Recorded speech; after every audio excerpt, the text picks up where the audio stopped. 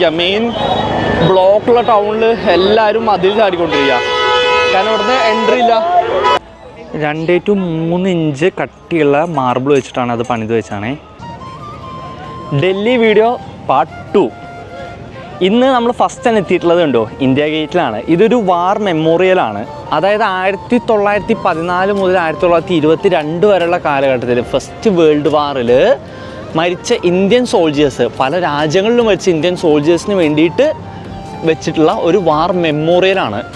ഇനി ഇതിൽ ശ്രദ്ധിച്ചറിയാം, 74,000 സോൾജേഴ്സിലെ ഒരു 13,000 സോൾജേഴ്സിൻ്റെയും പേര് ഇതിൽ ഇൻസ്ക്രൈബ് ചെയ്ത് വെച്ചിട്ടുണ്ട്.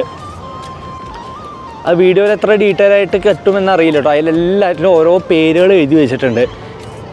ആൻഡ് ഇതിൻ്റെ ചുറ്റും കമ്പി കെട്ടി വെച്ചിട്ടുണ്ട്. നമുക്കൊരു ലിമിറ്റിന് മേലെ പോകാനും പറ്റില്ല. അതിൽ എഴുതി വെച്ചിട്ടുണ്ട് do not touch the monument wall pillar and chain. അതായത് ഈ പില്ലറും ചെയിനോ നമുക്ക് തൊടാൻ പറ്റില്ല. ആൻഡ് അത് നല്ല വൃത്തിയിൽ അവർ ക്ലീനാക്കി വെച്ചിട്ടുണ്ട്. നല്ല നീറ്റ് ആൻഡ് ക്ലീൻ ആക്കിയിട്ടാണ് ആക്കുന്നത്, വിത്ത് സെക്യൂരിറ്റി.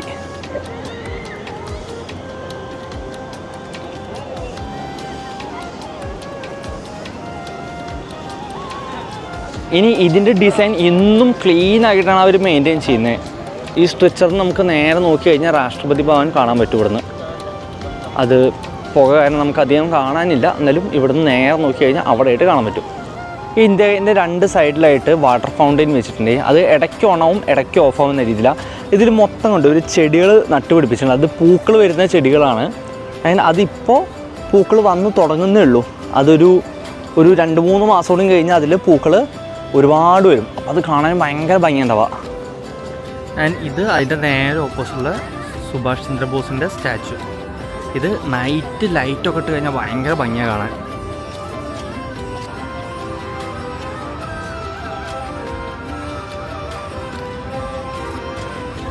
ഈ രാഷ്ട്രപതി ഭവൻ മുതൽ ഇന്ത്യ ഗേറ്റ് വരെയുള്ള ഒരു കൊറിഡോറുണ്ട്. ഒരു അത്യാവശ്യം നല്ലൊരു 1 to 2 കിലോമീറ്റർ ലെങ്ത്തുള്ള കൊറിഡോറാണ്. അതിൽ ഒരുപാട് പണികൾ നടക്കുന്നുണ്ട്. അതായത് ഗാർഡൻ ആയാലും പെഡസ്ട്രിയൻ വാക്കിംഗ് ആയാലും എല്ലാം നല്ല നീറ്റ് ആൻഡ് ക്ലീൻ ആയിട്ട് വർക്ക് നടന്നുകൊണ്ടിരിക്കും.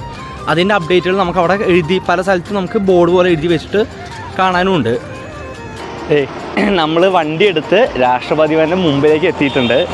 ഇതാണ് രാഷ്ട്രപതി ഭവൻ. നമുക്കിവിടുന്ന് ദൂരെ നിന്ന് കാണാനുള്ള ഓപ്ഷനേ ഉള്ളൂ കേട്ടോ. ഫ്രണ്ടിലൊക്കെ ബാരിക്കേഡ് വെച്ചിട്ട് നമുക്ക് ജസ്റ്റ് ഇവിടുന്ന് കാണാൻ പറ്റും, അത്രേ ഉള്ളൂ. ശരിക്കും ഗവൺമെൻറ് സൈറ്റ് കയറി ബുക്ക് ചെയ്ത് കഴിഞ്ഞാൽ എല്ലാവർക്കും രാഷ്ട്രപതി ഭവൻ്റെ ഉള്ളിൽ കാണാൻ പറ്റും എന്നാണ് പറഞ്ഞത്. സോ നമ്മൾ ചിലപ്പോൾ അത് നോക്കുന്നുണ്ടാവാം. അടുത്തത് നമ്മൾ രാജ്ഘട്ട് കാണാനാണ് വന്നത്.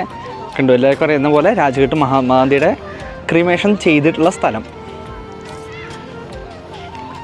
ഈ പ്രോപ്പർട്ടി മൊത്തത്തിൽ 260ഓളം ഏക്കറുണ്ട്. ഇതിൽ ആദ്യ ക്രിമേഷൻ നടന്നതാണ് മഹാത്മാഗാന്ധിയുടെ. അതും 1948 ജനുവരി 31 അന്ന് മുതൽ ഒരുപാട് പേരുടെ വലിയ വലിയ ആൾക്കാരുടെ ക്രിമേഷനും ഇവിടെ നടത്തിയിട്ടുണ്ട്. കണ്ടോ, ഇങ്ങനെയാണ് രാജ്ഘട്ടിലേക്ക് പോകേണ്ട വഴി. കണ്ടോ, ഇത് മുകളിൽ നിന്നുള്ള വ്യൂ ആണേ. നമുക്ക് താഴത്തേക്ക് പോകാവുന്നേ ഉള്ളൂ. ഈ 260 ഏക്കർ, യമുന നദിയോടുകൂടി കിടക്കുന്ന 260 ഏക്കറിലെ ആദ്യത്തെ ക്രിമേഷൻ നടന്നത് മഹാത്മാഗാന്ധിയുടെയാണ്. അതിനുശേഷം രണ്ടാമത് നടന്നിട്ടുള്ളത് ജവഹർലാൽ നെഹ്റുവിൻ്റെയാണ്. അതുകൂടി നമ്മൾ പോയി കാണുന്നുണ്ട്. അവിടെ മുതൽ ഒരുപാട് ക്രിമേഷനും ഈ ഒരു ഏരിയയിൽ നടന്നിട്ടുണ്ട്. താഴത്ത് അടുത്ത് പോയി കാണണമെങ്കിൽ ചെരുപ്പെല്ലാം ഊരിയിട്ട് ഷെൽഫിൽ വെച്ചിട്ട് വേണം പോകാൻ. ഇവിടെ കയറുമ്പോൾ തന്നെ വൈഷ്ണവ ജനത സോങ് എല്ലാം വെച്ചിട്ടാണ് നല്ല ആംബിയൻസ് അവർ സെറ്റ് ചെയ്താക്കുന്നത്. ഫുൾ സ്പീക്കേഴ്സ് എല്ലാം വെച്ചിട്ടുണ്ടോ, ഫുൾ സ്പീക്കറൊക്കെ വെച്ചിട്ട് അതിൽ വൈഷ്ണവ ജനത എല്ലാം സോങ് പ്ലേ ചെയ്തുകൊണ്ടിരിക്കുക. അത്യാവശ്യം നല്ല ഏരിയ എടുത്തിട്ടാണ് അത് ചെയ്തിട്ടുള്ളത്.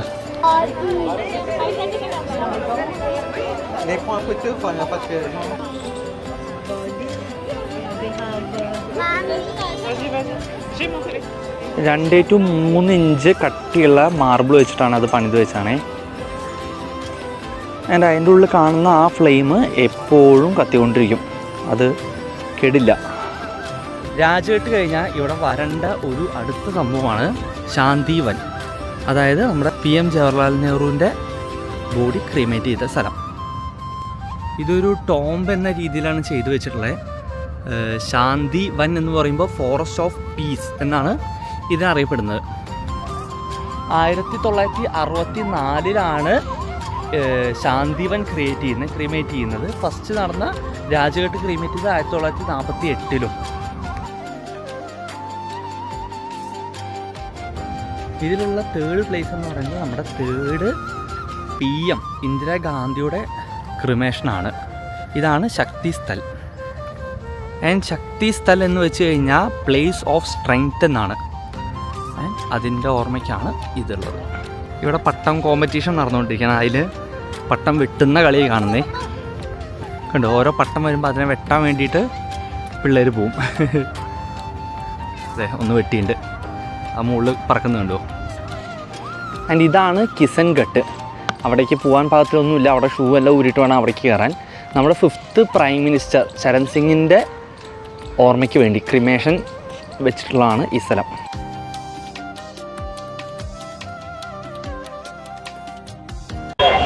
റെഡ് ഫോർട്ടിൻ്റെ മുമ്പിലാണ്. റെഡ് ഫോർട്ടിൻ്റെ മുമ്പിലെത്തിയപ്പോൾ അവിടെ ഉണ്ടോ മൊത്തം എല്ലാവരും മതിൽ ചാടിക്കൊണ്ടിരിക്കുക. ഇത് കയറാൻ പറ്റാതെ അവിടെ എല്ലാവരും മതിൽ ചാടിക്കൊണ്ടിരിക്കുക. മെയിൻ ബ്ലോക്കുള്ള ടൗണിൽ എല്ലാവരും മതിൽ ചാടിക്കൊണ്ടിരിക്കുക. കാരണം ഇവിടുന്ന് എൻട്രി ഇല്ല.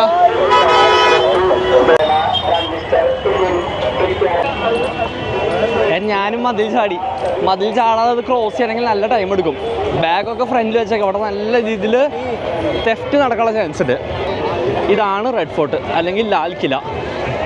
ഇവിടെ തന്നെ അടുത്ത് നല്ല ഗെയിമിങ് സ്ഥലങ്ങൾ ഇഷ്ടംപോലെ ഉണ്ട്.